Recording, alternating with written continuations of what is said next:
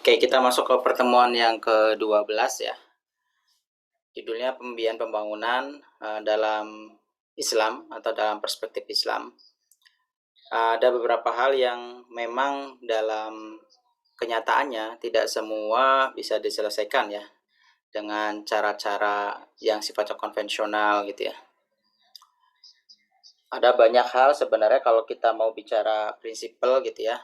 Kalau kita sebagai muslim, pertanyaan besarnya adalah apakah Islam punya instrumen gitu ya untuk bisa menyelesaikan persoalan ya terkait dengan pembiayaan pembangunan.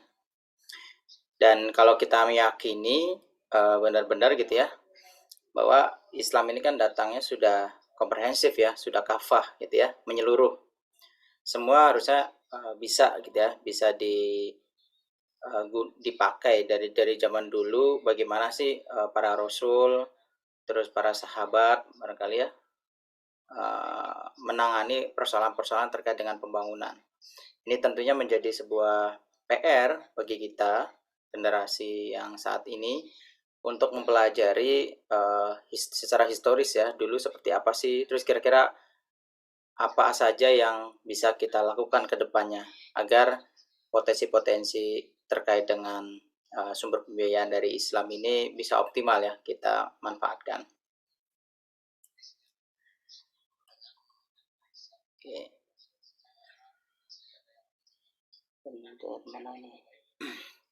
Nah, ini sebelum masuk ke sana, barangkali ini merupakan salah satu skema ya, falsafah kerangka ya, struktur berkaitan dengan ekonomi Islam. Kalau kita bicara Islam itu kan ada levelingnya gitu ya. Kalau ibarat pohon itu ada akar, batang, buah ya, daun dan buah gitu ya. Nah, kalau di Islam juga sama, yang akarnya ini kan akidah ya. Akidah itu tidak terlihat, tapi perannya signifikan untuk bisa memberikan implementasi di dalam syariah dan juga muamalah gitu ya. Nah, di sini ada akidah yang atas ini ya, ada akidah, ada syariah, ada akhlak. Kalau syariah ini kan aturan-aturan ya, fikih. Kalau di sini bicaranya fikih tuh. Cara wudhu tuh seperti apa, cara kita misalkan cara sholat ya, cara zakat. Jadi bicaranya adalah cara gitu ya. Nah, ada juga yang muamalah di sini ya. Nah, ini muamalah. Muamalah ini bagaimana praktek-praktek lebih banyak adalah hablum minan nas gitu ya. Bermuamalah.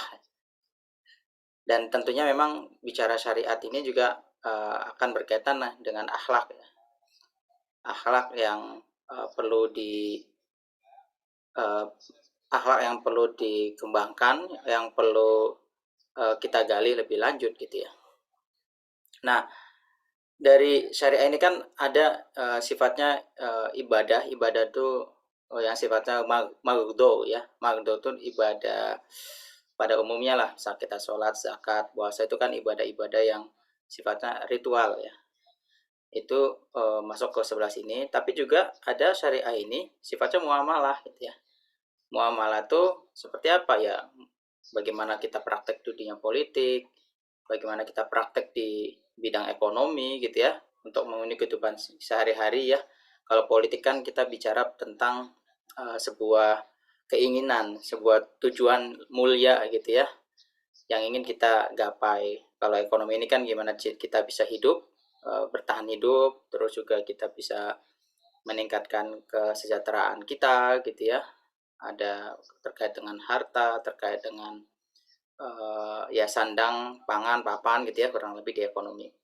Nah, satu lagi adalah sosial. Nah, sosial ini kan banyaknya bicara tentang indeks kebahagiaan gitu ya. Percuma punya uang banyak tapi ternyata tidak bahagia gitu ya, diteror sana sini dan sebagainya.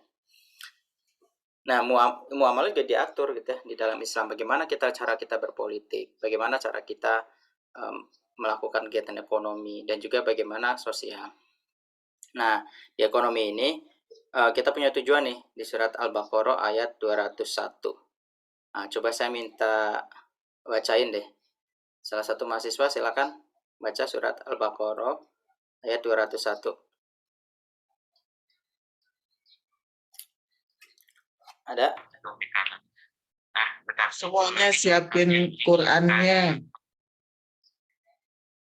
Di HP aja bisa ada kok harusnya. Ayo Al-Baqarah ayat 201, silakan baca Al-Quran dan juga artinya ya. Saya aja, Pak. Silakan. Bismillahirrahmanirrahim. Wa Ta'awudz minhum may yaqulu A'udzu billahi. a'udzu billahi minasyaitonir rajim. Bismillahirrahmanirrahim. Wa minhum may yaqulu rabbana atina fid dunya hasanah wa fil akhirati hasanah wa qina azabannar. Oke, artinya sadar? Artinya, dengan menyebut nama Allah yang Maha Pengasih lagi Maha Penyayang. Dan di antara mereka ada yang berdoa, ya Tuhan kami, berilah kami kebaikan di dunia dan kebaikan di akhirat, dan lindungilah kami dari azab neraka. Oke, ya. Makasih Sadam.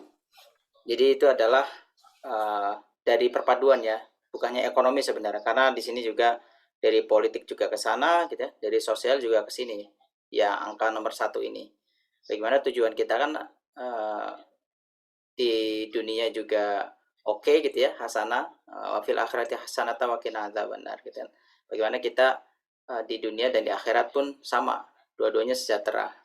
Nah, ini tentunya berpengaruh nih pada cara-cara yang akan kita lakukan ya.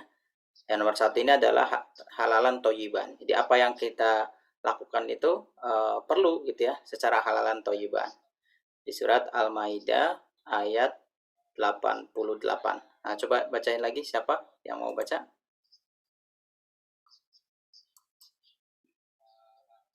Yang perempuan mungkin silakan. Saya tunjuk aja ya biar cepet ya. Adinda Rizka, coba Adinda Rizka. Buka surat Al-Maidah ayat 88. Coba dibacakan ya. A'udzubillahi minasyaitonirrajim. Bismillahirrahmanirrahim. Wa kulu mimma razaqakumullahu halalan thayyiban. Wattaqullaha alladzi antum bihi mu'minun. Oke. Artinya? Artinya, dan makanlah dari apa yang telah diberikan Allah kepadamu sebagai rezeki yang halal dan baik. Dan bertakwalah kepada Allah yang kamu beriman kepadanya. Oke ya, makasih Dinda. Jadi salah satunya bagaimana kita menggunakan ya untuk bisa mencapai bahagia dunia akhirat itu adalah halalan toyiban yang kita konsumsi ya. Yang kedua mungkin di surat Ar-Rum, coba di sebelah kanan ini. Siapa yang mau baca? Ar-Rum ayat 39.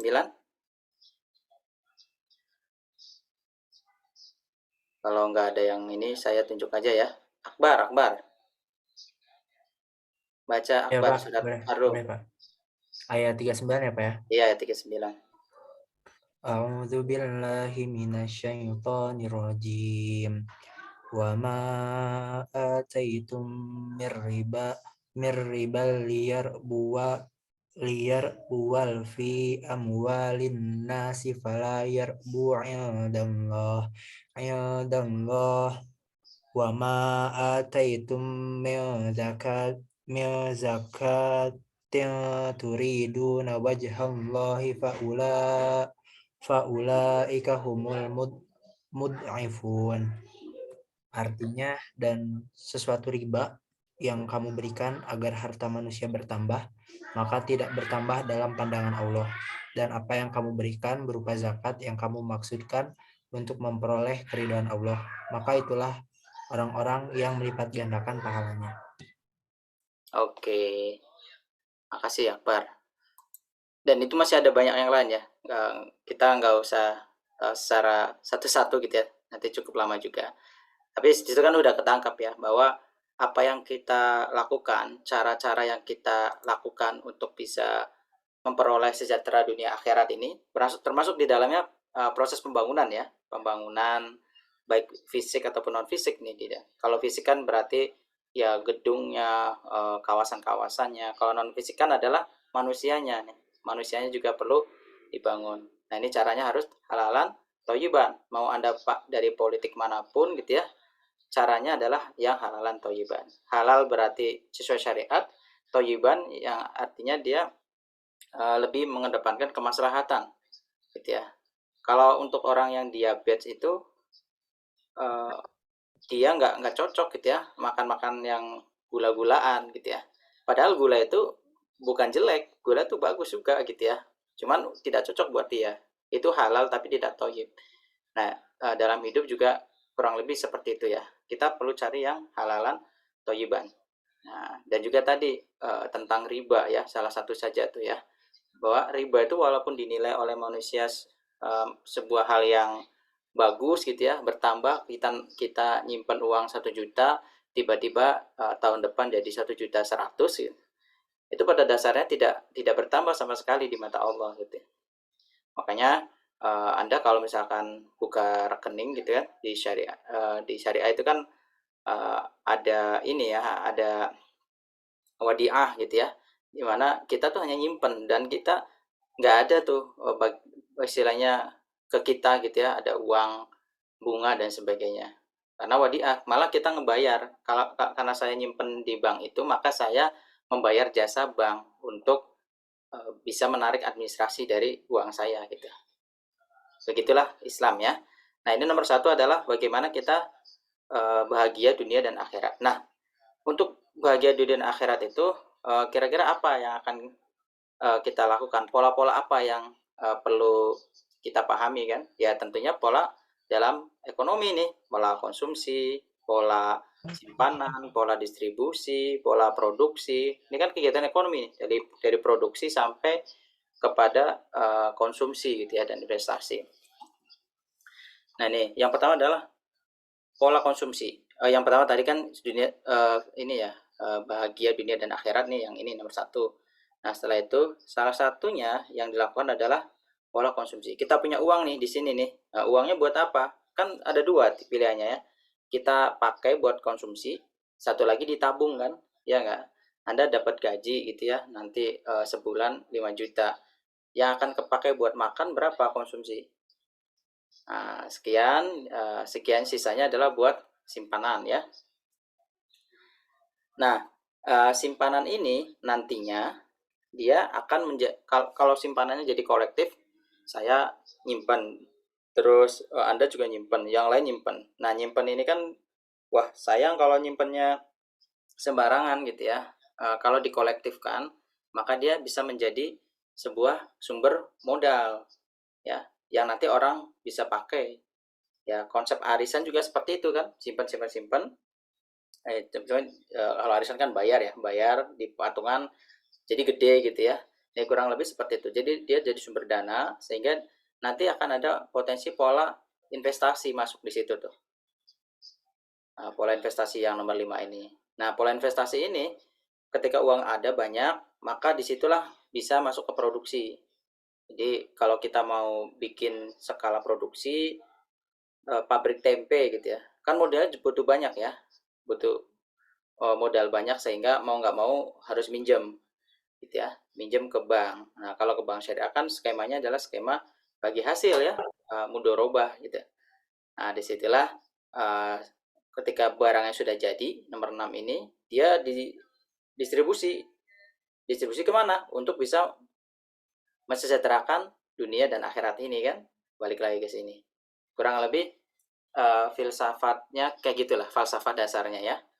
Semoga bisa dipahami dengan baik nih. Nanti ayat-ayat yang lainnya Anda bisa baca sendiri gitu ya. Next. Nah, tentang karakteristik ekonomi Islam, ini sumbernya sama ya, masih dari diktat, salah satu diktat tentang pembiayaan. Dia sih judulnya tuh ekonomi makro ya, ekonomi makro. Cuman menurut saya cukup bagus untuk kita ambil, terus kita pahami gitu ya barang-barang di sini. Jadi kalau kita bicara tentang apa sih karakteristik atau gambaran ekonomi Islam ya, ekonomi di dalam Islam. Nah, kalau menurut sumber Muhammad Syahbudi ini, ya ada 4 tuh. Ada paling tidak ada 4 nilai. Pertama adalah nilai moderat gitu ya. Yang kedua humanis, yang ketiga moralis, yang keempat adalah nilai ketuhanan. Ya. Kalau nilai moderat, Islam itu kan posisinya dia tidak ikut ke kapitalis, tidak juga ikut ke sosialis gitu ya. Iya enggak? Coba aja kita lihat ya. Kalau orang kapitalis itu kan konsekuensinya adalah ke liberal ya, ke liberalis ya. Karena memang kapitalis itu semua orang berlomba-lomba untuk menjadi kaya lah istilahnya ya. Kalau saya punya modal itu, punya uang banyak nih, ya cara saya adalah saya tabung, saya depositin, udah biarin uang aja yang bekerja gitu ya. Saya nggak usah kerja, saya diam aja. Itu adalah orang-orang kapitalis gitu ya. Jadi yang kaya akan makin kaya gitu ya. Seperti lagunya Rhoma Irama kan gitu ya. Yang kaya makin kaya, yang miskin makin miskin gitu ya. Itu ketika kapitalis. Nah, kalau sosialis ini kan dari kalangan bawah nih. Kalangan bawah dia protes. Konsekuensi dari kapitalisme adalah munculnya 2 kubu. Ada yang borjuis dan juga ada proletar. Nah, yang borjuis ini dikritik habis-habisan gitu ya. Dan dia ngumpulin yang dari proletar, dan dia caranya adalah cara-cara revolusioner ya. Jadi akhirnya terjadi peperangan di situ kan antara sosialis dan juga kapitalis gitu ya. Itu kalau dulu konteks negara ya dari Amerika dengan Rusia gitu ya perangnya. Rusia lebih ke sosialisnya, Amerika lebih ke kapitalisnya, liberalis ya. Gitu. Dan Islam juga tidak sepenuhnya publik gitu ya. Jadi ada juga kepemilikan private yang diatur dalam Islam. Bahkan Islam itu bisa dibilang sangat mengedepankan privacy, tapi di saat yang sama dia sangat public, go public gitu ya. Contohnya seperti apa? Privacy misalkan kalau kita belajar mengenai kayak ruang aja ya, ruang itu kan luar biasa, perempuan itu dijaga banget gitu ya, namanya privasinya ya. Itu. Tapi di saat sama juga ada hal-hal yang memang harus ke publik gitu ya. Misalkan terkait dengan kepemilikan tanah gitu ya. Islam itu kan luar biasa itu ya. Kalau kita lihat tanah itu yang berhak adalah yang mengelola gitu. Jadi bukan yang ber-SHM gitu kalau kita mau pakai aturan yang ada di Islam itu. Cuma kalau Anda punya tanah SHM 1 hektar tapi Anda nggak ngapa-ngapain, lebih berhak orang yang menggarap itu ya. Jadi lebih menonjolkan aspek kebermanfaatannya gitu. Itu yang pertama. Jadi Islam moderat, jadi tidak ikut ke kapitalis, sosialis, tidak juga ke sangat private. Private ini kan sebenarnya sama dengan liberal ya. Setiap orang bebas melakukan apa saja. Kan kita nggak seperti itu juga gitu ya. Nah, yang kedua adalah humanis ya. Jadi mengedepankan sisi kemanusiaan. Bagaimana di situ dari mulai pelaku, sarana, sasarannya itu berusaha untuk mencapai kehidupan yang baik. Jadi semuanya itu harus dipastikan cara-caranya adalah cara-cara yang baik gitu ya. Bagaimana di situ cara yang baik itu ilustrasikan ada 2. Pertama adalah unsur materi gitu ya. Unsur materi kan ya berarti hartanya dan sebagainya. Tapi juga ada unsur rohaninya ya, ada unsur rohianya ya. Jadi sisi kemanusiaannya di situ. Yang ketiga adalah moralis ya. Moralis ini bagaimana Islam juga mengatur dari mulai produksi, distribusi, proses sampai konsumsi gitu ya. Jadi ya samalah, maksudnya sama dengan yang lain ya. Ada proses ekonomi yang berlangsung di situ. Yang terakhir adalah nilai ketuhanan. Nah, nilai ketuhanan ini menjadi sebuah pondasi ya, menjadi sebuah dasar agar kita melaksanakan setiap aktivitas yang ada.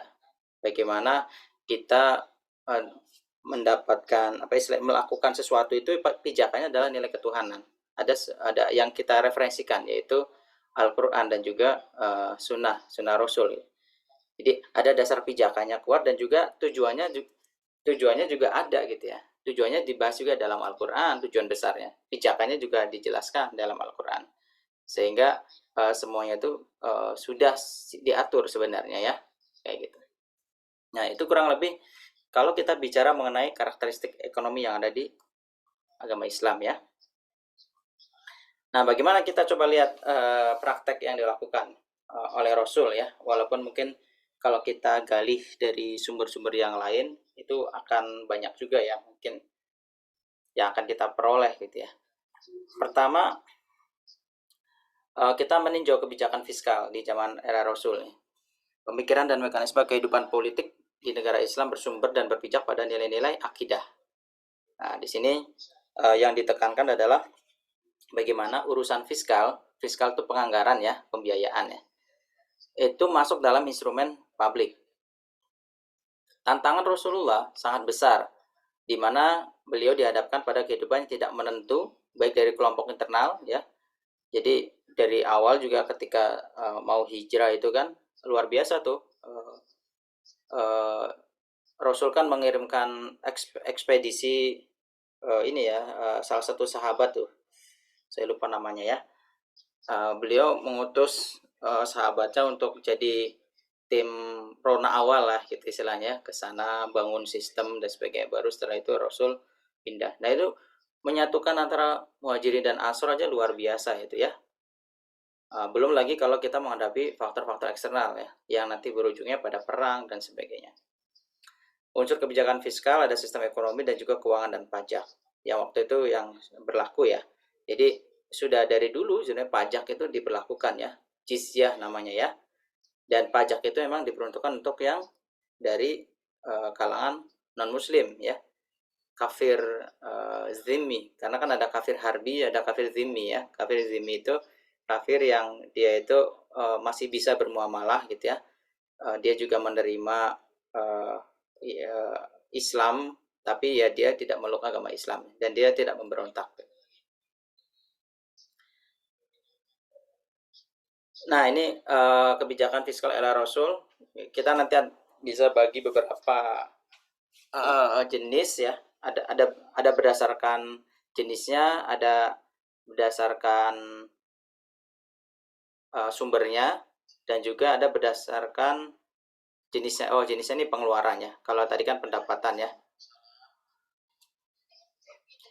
Nah, yang pertama kita bicara pendapatan dulu nih.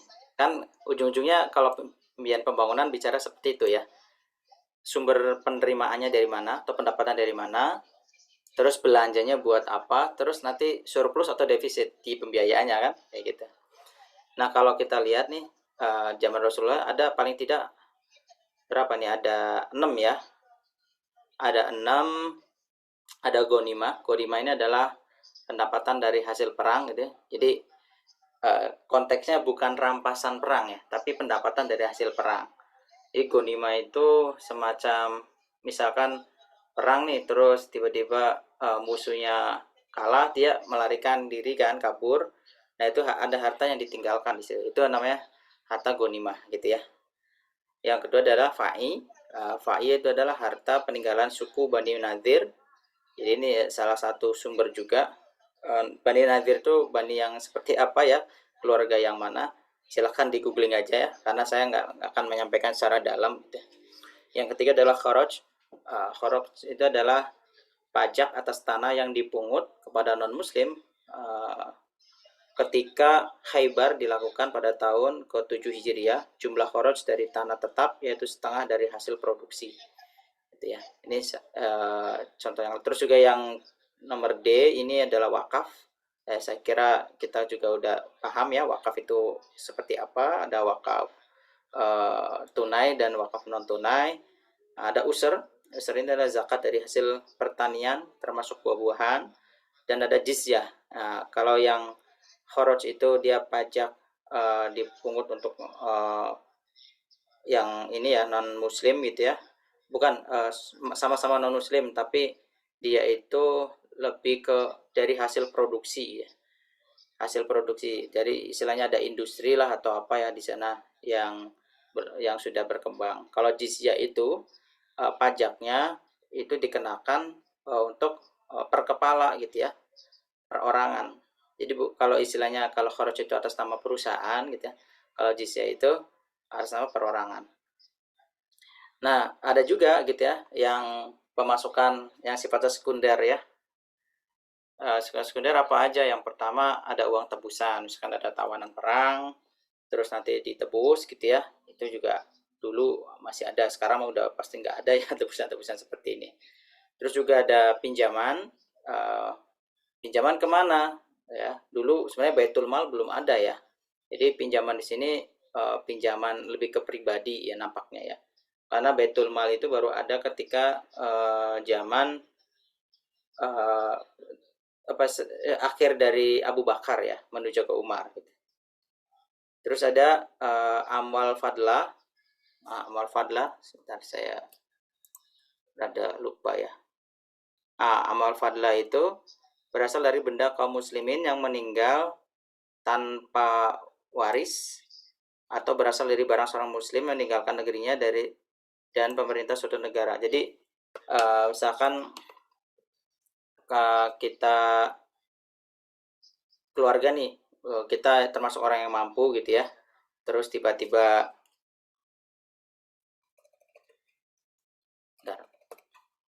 saya ulang ya. Jadi keluarga kita mampu tapi nggak punya anak ya, nggak ada ahli waris, dan itu ketika seperti itu kondisinya dia masuk ke amwal fadlah ya kategorinya. Tapi itu kan nggak primer gitu ya. Jadi tambahan aja kan, nggak mungkin diskenariokan gitu ya. Wah nanti kamu nggak punya anak gitu biar jadi harta amwal fadlah misalkan. Nggak seperti itu juga ya. Terus juga ada nawaib. Nah nawaib ini adalah pajak khusus yang dibebankan kepada kaum muslimin yang kaya raya dalam rangka menutupi pengeluaran negara selama masa darurat seperti yang pernah terjadi pada masa perang Tabuk gitu ya. Jadi kalau nawaib ini ya pertolongan lah ya dari para saudagar kaya yang memang membackup ya keperluan kegiatan, entah itu kegiatan perang maupun non perang, agar bisa tetap terjaga gitu ya. Jadi tidak bingung lah kan, untuk keperluan makan, minum, untuk kendaraan gitu ya, diperlukan juga. Terus ada sodako seperti kurban dan kafarat ya. Kafarat itu denda ya, misalkan Anda mencuri gitu ya, nanti dihukum plus ada kafaratnya ya, ada dendanya. Dan juga ada hadiah. Ini pendapatan. Nah kalau kita bicara dari sumbernya, ada juga ini ya dari yang muslim sama non muslim nih. Jadi kalau misalkan muslim itu ya ada zakat, usur, zakat fitrah, wakaf ya, amwal fadl, nawaib, sedekah, khums. Khums itu apa ya? Saya lupa. Khums salah satu pajak wajib dalam Islam yang diambil dari harta orang-orang kaya. Kadarnya adalah 1/5 dari keuntungan yang diperoleh setelah menyisihkan biaya-biaya yang digunakan. Jadi 1/5 berarti 20% ya. 20% dari harta orang kaya, tapi neto ya, bukan bruto. Jadi kalau misalnya dia pendapatan bersihnya itu 1 miliar ya satu tahun, ternyata dia kehidupan dia habis tuh 500 juta satu tahun, berarti sisanya ada dihitungnya dari 500 juta. 500 jutanya 20%-nya adalah 100 juta. 100 juta itu yang dikasihkan, itu namanya khums gitu ya. Nah kalau dari non muslim ada jizyah, kharaj, dan usr. Jadi satunya ada pajak perorangan, kharaj pajak yang perusahaan gitu ya, sama usr. Usr itu produk misalkan pertanian, perkebunan gitu ya. Gitu. Dan juga ada secara umum ada ghanimah, fa'i, tebusan dan sebagainya ya.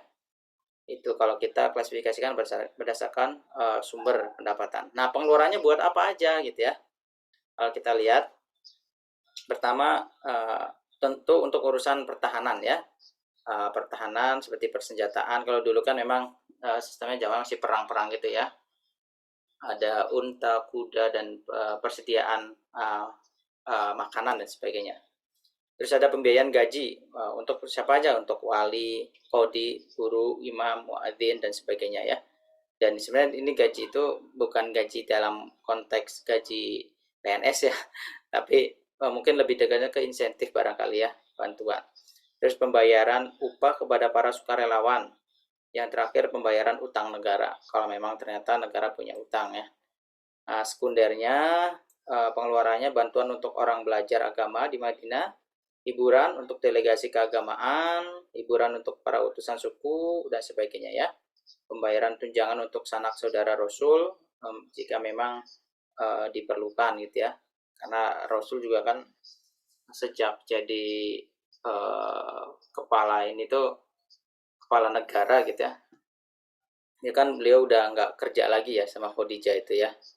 Jadi udah nggak dagang lagi itu. Jadi luar biasa ini ya. Bahkan kalau Rasul sebenarnya karena tidak kerja waktu itu pernah kelaparan sampai hanya untuk dapat beberapa 3 butir kurma dia harus ini ya, harus berjuang ya, untuk menjadi mengambil air ya dari sumur gitu ya, di salah satu kisahnya. Nah, kita masuk ke sahabat-sahabat nih. Pertama Abu Bakar As-Siddiq dari 11 sampai 13 Hijriah, masanya hanya 3 tahun ya. Hanya 3 tahun. Kalau kita lihat di sini primernya untuk kebutuhan keluarga Abu Bakar diurus dengan harta Baitul Mal 2,5 dirham tiap hari ditambah daging domba dan pakaian biasa. Beberapa saat menjelang ajalnya, negara kesulitan dalam mengumpulkan pendapatan, kemudian beliau memberitahu untuk memberikan tunjangan sebesar 8.000 dirham dan menjual sebagian besar tanah yang dimiliki untuk negara. Strategi dan langkahnya ada 5 hal, nanti bisa dibaca ya. Melakukan penegakan hukum terhadap pihak yang tidak mampu membayar zakat. Jadi bukan tidak mampu, tidak mau gitu ya. Dia ada orang-orang Islam yang dia tuh udah kena wajib zakat tapi nggak mau bayar zakat, itu ditindak di zaman Abu Bakar. Abu Bakar terkenal dengan keakuratan dan ketelitian dalam mengelola dan menghitung zakat, mengembangkan Baitul Mal dan mengangkat penanggung jawab Baitul Mal. Jadi di akhir masa periode beliau menghidupkan Baitul Mal ya, yang nanti diteruskan di zaman Umar. Menerapkan konsep balance budget policy pada Baitul Mal. Jadi udah dari zaman dulu gitu ya, bagaimana balancing antara pengeluaran dan pendapatan. Secara individu, Abu Bakar adalah seorang praktisi akad perdagangan gitu. Itu Abu Bakar. Kita masuk ke Umar ya. Di zaman pemerintahan Umar itu salah satu yang cukup maju gitu ya, istilahnya bisa dibilang menjadi masa keemasan di dalam sahabat gitu ya, zaman sahabat. Sistem ekonomi yang dikembangkan berdasarkan keadilan dan kebersamaan. Sistem tersebut didasarkan pada prinsip pengembalian sebagian kekayaan orang-orang kaya untuk dibagikan kepada orang-orang miskin. Jadi isunya di zaman Umar ada isu ketimpangan yang cukup tinggi gitu ya, sehingga Umar cukup tegas agar itu bisa dilakukan pemerataan. Apa saja strategi dan langkahnya? Pertama, kebijakan ekonomi. Negara Islam mengambil kekayaan umum dengan benar. Negara memberikan hak atas kekayaan umum dan tidak ada pengeluaran kecuali dengan haknya. Negara tidak menerima harta kekayaan dari hasil yang kotor. Jadi udah sangat jelas tuh ya. Istilahnya kalaupun ada pajak, nggak mau dia ngambil pajak kayak dari sekarang ini, pajak hiburan itu diskotik, pajak perhotelan misalkan, itu nggak mau gitu ya. Yang kedua, kebijakan fiskal. Dari mulai Baitul Mal, kepemilikan tanah, ya zakat, usr, ya sodako, dan lain sebagainya. Itu zaman Umar. Kita masuk ke zaman Utsman. Di zaman Utsman ini permasalahan ekonomi lumayan rumit gitu ya, karena secara historis itu ada banyak fitnah yang terjadi gitu ya, karena di situ dari Utsman sendiri banyak mengangkat dari kalangan keluarganya untuk dijadikan pejabat-pejabat ya di dalamnya. Tidak sepenuhnya keliru gitu ya, tapi mengundang banyak kecemburuan dan juga akhirnya bisa menimbulkan fitnah. Nah, strategi langkahnya yang dilakukan zaman Utsman, pengembangan sumber daya alam, pembangunan pengairan ya, udah mulai irigasi, mungkin irigasi teknis gitu ya, ya semi teknis lah, nggak sampai teknis banget gitu ya. Pembentukan organisasi kepolisian untuk menjaga keamanan perdagangan zaman Utsman, kebijakan pembagian lahan, milik Raja Persia kepada individu dan hasilnya mengalami peningkatan bila dibandingkan pada masa Umar. Pembangunan gedung pengadilan guna penegakan hukum. Jadi terkait dengan hakim dan sebagainya mulai dikembangkan ya zaman Utsman dan zaman Ali. Oh ini belum diganti, sorry ya, ini Ali bin Abi Thalib ya. Nantilah, ini saya ternyata lupa satu skip yang ini ya. Nah, yang ingin kita bahas sekarang adalah terkait dengan wakaf ya. Karena wakaf itu bisa dibilang ya sangat seksi lah ya, sangat menarik untuk kita bahas. Bahkan potensi wakaf itu bisa mengcover hampir 100% APBN ya, kalau kita benar-benar bisa memanfaatkan wakaf itu ya. Landasan hukumnya kita lihat di Al-Quran, di surat Ali Imran ayat 92, kamu sekali-kali tidak sampai kepada kebajikan yang sempurna sebelum kamu menafkahkan sebagian harta yang kamu cintai, dan apa yang kamu nafkahkan maka sesungguhnya Allah mengetahuinya. Jadi infak atau wakaf yang terbaik adalah wakaf dengan apa istilahnya, harta yang kita anggap kita cinta gitu dengan harta itu. Beda karena kalau misalkan kita nggak cinta kan, yaudahlah sok kasih aja gitu kan, dengan wah ini saya seneng banget yang ini nih, karena saking senangnya udahlah saya wakafin gitu ya. Terus juga di ayat di sini juga, kamu sekali-kali belum sampai kepada kebaktian yang kamu sebelum kamu menafkahkan. Ini sama ya. Kita coba lihat wakaf di berbagai negara. Ini saya menyarikan dari buku referensi yang udah saya posting juga ya di iKuliah ya. Kita coba lihat wakaf di negara Malaysia ya. Negara Malaysia, pengenalan dan pelaksanaan wakaf dimulai dari tahun 1800-an yang memang dipelopori oleh pedagang-pedagang dari Malaysia. Dan awal pengelolaan wakaf di Malaysia dapat dikategorikan menjadi dua model, yaitu wakaf am dan wakaf khas. Kalau wakaf am itu harta yang diwakafkan untuk kepentingan umat Islam dan untuk pengembangan sosioekonomi umat Islam. Dan itu wakafnya diurus langsung oleh majelis agama ya. Jadi keywordnya adalah untuk kepentingan umat Islam dan untuk pengembangan sosioekonomi umat Islam. Sedangkan wakaf khas adalah harta yang diwakafkan disertai dengan syarat-syarat tertentu oleh yang mewakafkan atau wakif, seperti orang yang mewakafkan hartanya untuk membangun masjid, sekolah, rumah sakit, atau yang lainnya ya, kuburan gitu ya. Sedangkan pengelola harta wakaf ialah majelis agama setempat. Sebab di Malaysia masing-masing daerah mempunyai kewenangan tersendiri dalam mengelola wakaf. Jadi kalau yang satu itu memang secara spesifik ya, secara general dilakukan langsung oleh majelis agama pusat. Kalau yang wakaf khas itu dia spesifik di setiap daerah masing-masing gitu ya. Yang selanjutnya adalah di Mesir. Di Mesir pemerintah berinisiatif untuk mengatur perwakafan dengan cara membentuk Diwan Al-Auqaf yang berwenang untuk mengatur dan mengurus harta wakaf serta membuat perencanaan untuk mengelola wakaf secara produktif. Nah, Diwan Auqaf ini dia akhirnya setelah tahun 1913 itu menjadi departemen sendiri ya, sehingga masalah wakaf di Mesir itu diurus langsung oleh istilahnya kementerian, oleh badan khusus. Di Mesir telah membentuk departemen yang khusus menangani masalah wakaf, Wazaratul Auqaf, maka lahir Status 1971 membentuk badan wakaf. Badan ini bertugas menangani wakaf dan pengembangannya sesuai dengan peraturan perundangan ya yang ada di Mesir. Kenapa tidak bunyi sih? Siapa itu? Oke, saya lanjut lagi ya. Di Arab Saudi ya. Di Arab Saudi melalui ketetapan nomor sekian nih, tanggal 16 tahun 86 Hijriah, 1386 Hijriah, sangat lama sekali ya. Departemen Wakaf resmi dibentuk oleh Kerajaan Arab Saudi, di mana departemen ini bertugas untuk mengurus aset-aset wakaf dan dikelolanya secara 20 produktif. Secara produktif Mas, ini 20 kayaknya halaman ini, Kopas ini.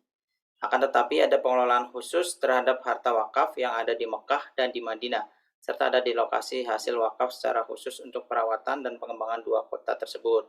Seperti tanah wakaf yang ada di sekitar Mekah dan Masjid Nabawi dibangun hotel dan sebagainya ya. Oke, itu sekilas berkaitan dengan wakaf-wakaf yang ada di luar ya, yang menerapkan. Nah, bagaimana di Indonesia gitu ya? Nah, kita coba masuk ke Indonesia nih, potensi dan peluang wakaf yang ada di Indonesia. Kalau dari data yang ada, ini di salah satu referensi di situ ditulis, walaupun masih jadul ya, di 2002, jumlah seluruh tanah wakaf di Indonesia itu banyak sekali ya, sampai 403.845 lokasi dengan luas 1,5 miliar meter persegi. Jadi kalau misalkan tanah wakaf ini kita hubungkan gitu ya dengan negara yang saat ini sedang menghadapi krisis, khususnya krisis ekonomi, wakaf sangat potensial untuk dikembangkan guna membantu masyarakat yang kurang mampu juga gitu ya. Nah, sayangnya kekayaan wakaf yang jumlahnya begitu banyak, pada umumnya pemanfaatannya ya masih bersifat konsumtif gitu ya. Jadi belum begitu banyak diolah, nanti menjadi tinggi nilainya ya, ada added value di situ, dan belum dikelola secara produktif ya, intinya kayak gitu.